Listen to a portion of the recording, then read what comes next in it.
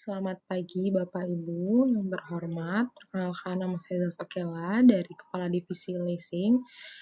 Pada hari ini saya akan memaparkan hasil evaluasi pembelian aset antara leasing atau beli tunai. Yang pertama kita dari latar belakang dulu, yaitu kapasitas produksi perusahaan itu udah mendekati batas maksimal, di mana dibutuhkan mesin produksi yang lebih baru dengan nilai sekitar 1 miliar. Dana tunai perusahaan terbatas dan sebagian telah dialokasikan untuk modal kerja. Karena itu kita perlu dibandingkan dua alternatif tadi antara pembelian tunai atau kita menggunakan leasing. Lalu kita melihat di sini perbandingan antara leasing dan beli tunai. Terlihat kita melihat dari aspek untuk pengeluaran awal di beli tunai ini kita akan mengeluarkan 1 miliar sekaligus. Namun kalau kita menggunakan leasing, kita menggunakan bunga efektif sebesar 10% dan tanpa uang muka atau DP di depan pun itu bisa. Lalu yang kedua dampak ke kasnya, kas pasti langsung berkurang kalau misalnya beli tunai. Namun kalau misalnya menggunakan leasing, dia berkeluarnya dengan bertahap, sekitar 21,5 juta per bulan. Lalu kepemilikan aset. Kalau untuk beli tunai memang langsung menjadi aset milik perusahaan. Kalau menggunakan leasing, kita jatuhnya kayak menyewa atau sesuai struktur lease dan dapat dimiliki setelah kita membayar semuanya gitu. Terus masuk ke beban laporan keuangannya. Kalau untuk beli tunai pastinya memiliki depresiasi tahunan gitu kan. Kalau di leasing itu mungkin per tahun itu kita adanya beban sewa atau kewajiban sewa sesuai jenis leasing yang kita ambil. Lalu fleksibilitasnya, kalau untuk beli tunai ini rendah karena dana terkunci di aset langsung gitu kan, kita beli langsung. Kalau untuk leasing ini tinggi karena kas itu tetap berjalan dan bertahap karena tersedia untuk kebutuhan yang lain.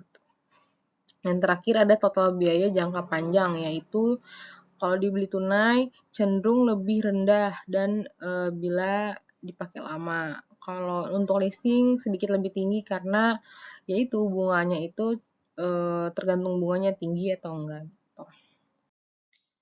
Dampak terhadap arus kas dan neraca. Untuk arus kas, leasing ini menjaga likuiditas karena pembayaran dilakukan bertahap dan terjadwal. Ya kan pastikan per tahunnya dibayarin gitu kan.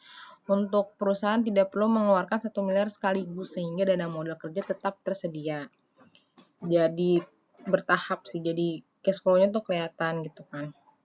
Nah, untuk neracanya ini pembelian tunai menambah aset tetap tanpa menambah kewajiban pembiayaan pasti karena kan pembelian tunai di depan dan itu akan menjadi kepemilikan aset perusahaan tersebut. Lalu untuk leasing itu dapat menimbulkan kewajiban sewa setiap tahun atau sesuai jenis standar akuntansi yang berlaku. Nah, dan ini membuat komitmen jangka panjang itu perlu diperhitungkan dan perusahaan harus melihat rasio keuangan perusahaan tersebut gitu. Kapan leasing lebih masuk akal? Di dana tunai, perusahaan terbatas atau dibutuhkan untuk modal kerja, di mana mesin risiko usang karena perkembangan teknologi. Maka, perusahaan ini jika ingin menjaga fleksibilitas keuangan untuk peluang bisnis lain, pembelian tunai lebih tepat jika kas berlebih dan mesin akan digunakan dalam jangka sangat panjang. Karena tujuan utama leasing ini menjaga likuiditas tanpa menunda kebutuhan produksi. Nah, apa nih solvabilitas perusahaannya? Nah, di leasing ini akan membantu menjaga posisi likuiditas karena tidak akan menguras kas atau uang yang dimiliki perusahaan secara sekaligus. Namun, kewajiban sewa yang perusahaan lakukan nanti harus tetap berkomitmen karena ini pembayaran jangka panjang dan rasio dari kemampuan bayar harus dipantau secara berkala. Dan pastikan total kewajiban leasing ini tetap sesuai dengan kapasitas arus kas perusahaan. Ini adalah prinsip utama untuk menjaga tanpa menciptakan beban kewajiban yang berlebih. Nah, untuk rekomendasi dan penutupnya ini yang pasti leasing kalau untuk jangka panjang, karena kas perusahaan akan fleksibilitas, dan karena kas perusahaan saat ini terbatas dan keuangan itu juga perlu dijaga. Lalu tetap pantau kewajiban sewa terhadap kapasitas arus kasnya setiap tahun. Baik, terima kasih atas perhatiannya Bapak Ibu. Saya terbuka untuk ada pertanyaan, diskusi, dan lebih lanjut. Terima kasih.